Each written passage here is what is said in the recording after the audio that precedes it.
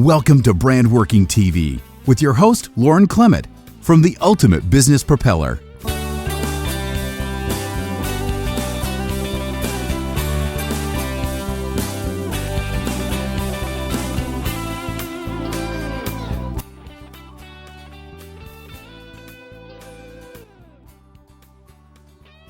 Abuse knows no boundaries, as Di Riddell is acutely aware. Di grew up with a violent alcoholic father and was just a teenager when 3 men pack raped her, resulting in a pregnancy and an adoption.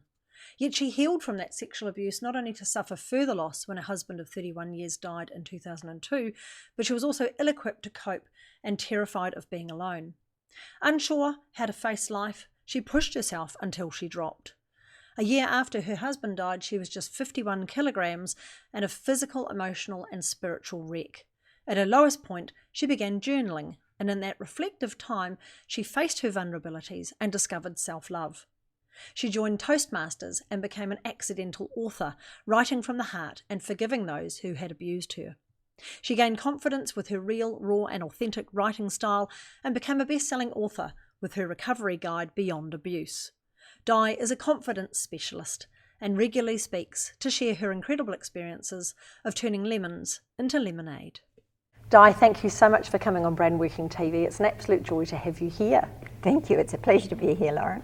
Now, Di, you've been through some extraordinary circumstances in your life and some real challenges, especially at the start of your life, a very abusive environment, and yet you've gone on to forgive those people. How on earth did you do that? Wow. Today I'm going to share something really precious with you, my heart. Because my journey has really been one of pain.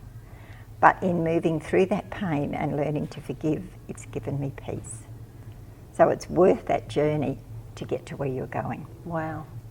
One of the things that I looked at was that you can't fix a problem with the same mindset that created it. So I had to start looking at things a little bit differently. So how was I going to do that? So for the benefit of the viewers, I had a violent alcoholic dad, and I was a victim of pack rape as a teenager. So they're the two areas where I needed that area of forgiveness before I could write the book. So with my dad, I started to look back and I thought, well, I don't know what happened in his life to make him want to inflict such hurt on his family. There could have been things in his life that I knew nothing about because I really never had a conversation with my father. So then you come to the point, well, who am I to judge? When I've done something wrong, I like to be forgiven. So shouldn't that extension be to someone else when we haven't walked in their shoes? So they're two things that really helped me to step forward from that. And then I thought about the rape. Well, there were 3. It was a pack rape. And I look back now and I think, well, you can bet your boots that those guys aren't sitting on the veranda saying, oh, I wonder what happened to that girl we got in the 60s. They're off living their life. They're not thinking about it. It's me. I'm hanging on to it. And by hanging on to that hurt, it's hurting me. Because hurt people hurt people. So forgiveness and gratitude became really big parts of my life. And they have really helped me through so many challenges that have come later. And people, we talk about forgiveness and you think that it's just glossing over what's happened in any situation, whereas that's not true. When you're forgiving for you, as I really just said. When you're forgiving you, it brings you to a point of peace.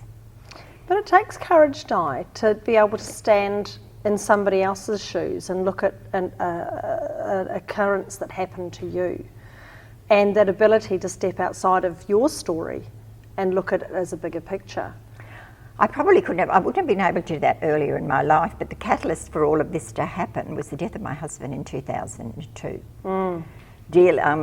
I had after that shocking beginning to my life, I had a wonderful 31-year marriage. But when Les passed away in 2002, my life, as I knew it, just fell apart. There was no life. I went to the bottom, I lost a lot of weight. I ran myself into the ground. I dropped to 51 kilos, which is pretty light for somebody my height. So I was running away because I didn't want to face what was sitting out there. And it was as I started on my self-development journey that I started to journal, and then the story developed out of that.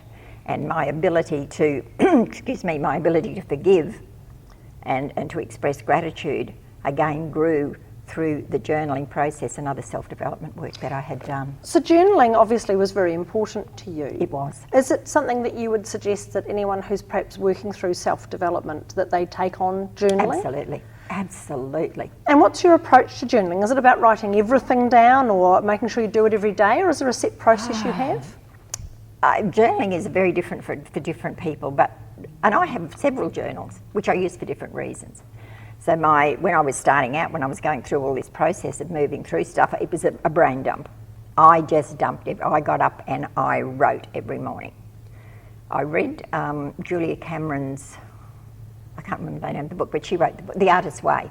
Mm-hmm. And part of her thing is about morning pages. So when you wake up in the morning, you sit up in bed before you do anything and write 3 pages.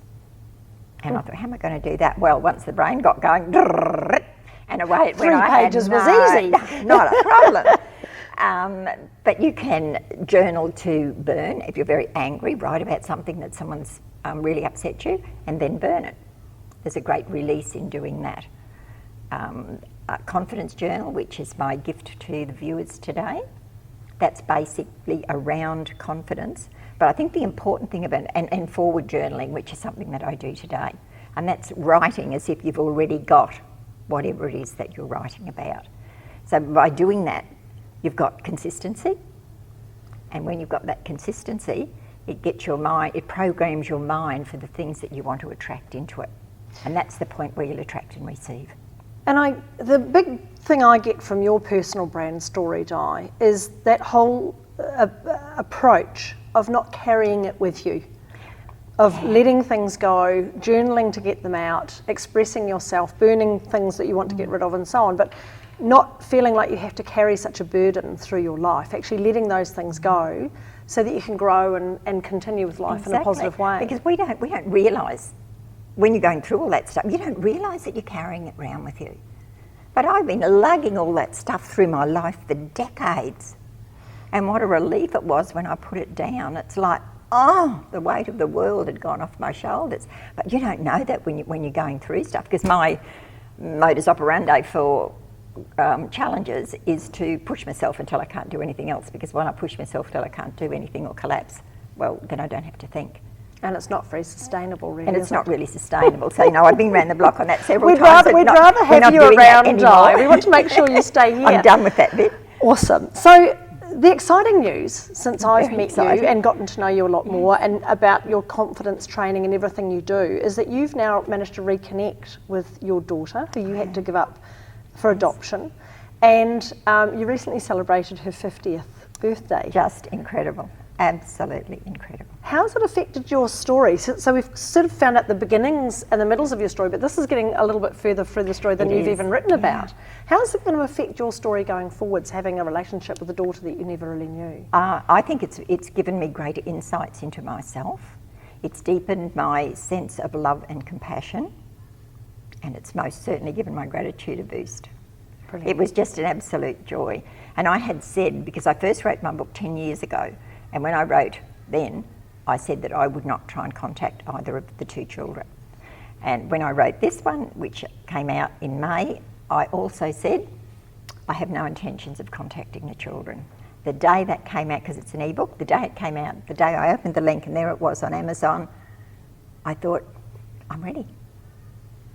So I set it in train. So that was on the 17th of May. On the 19th of May, I received my documentation, and Sue received hers the same day. That was a Thursday. We spoke on Friday, and we met on Saturday. Wow. It was just like everything was ready to roll. She has, and it's amazing, Sue has a very deep compassion for what I went through in the 60s. She understands that life isn't like it is today. She's had a wonderful life with beautiful adoptive parents who are still alive, and they're very supportive of her in her reaching out to me, as are her adoptive siblings. So really it was a time and a place when everything was ready to slot in, and she was ready, Sue was ready to meet me, and I was most certainly ready to meet her. So that daughter that I never thought I would see, hear or touch, I've seen, I've talked to and I've hugged. Brilliant. So has it come full circle, Di, do you think? It's completed the circle. And then together, the son, my son, we will search for him together. That'll be down the track a little. So the journey continues. The journey continues, but I'm just taking the time now to relish and absorb what's happened between Sue and I, and let us form a relationship. So now, Di, you're a confidence coach and you work predominantly with women who are 40, 50 years old, and they are really wanting to find themselves. Well, that's right, because at 50 stuff happens. Absolutely. That's when stuff happens. It's exciting. Aging parents, divorces, separations, kids move out of home or they move back in.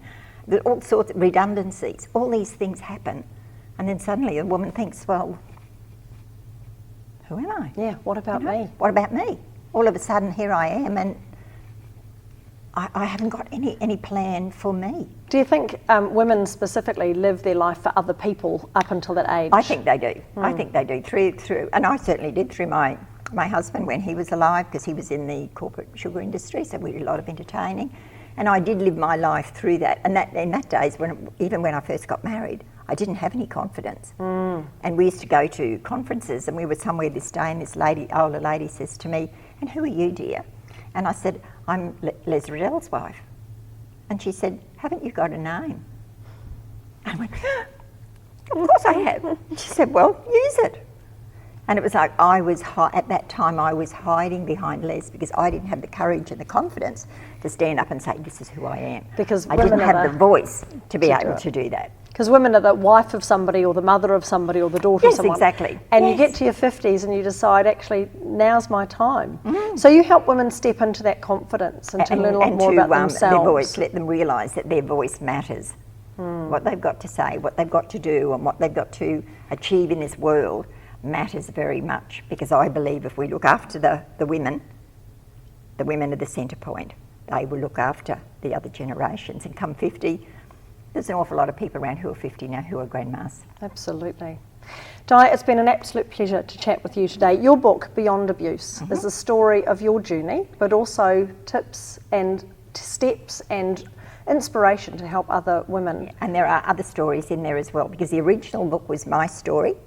This one is my story with tips plus 4 men's stories, because stuff happens to men, and another 4 women's stories. So it's a series of stories, and each chapter finishes with tips and strategies that readers can put into place in their lives today. Brilliant. If you'd like a copy of Beyond Abuse from the lovely Di Riddell, go to this very address and get your copy, and a journaling opportunity there as well. Absolutely. The 21-day confidence journal is the opt-in on my website.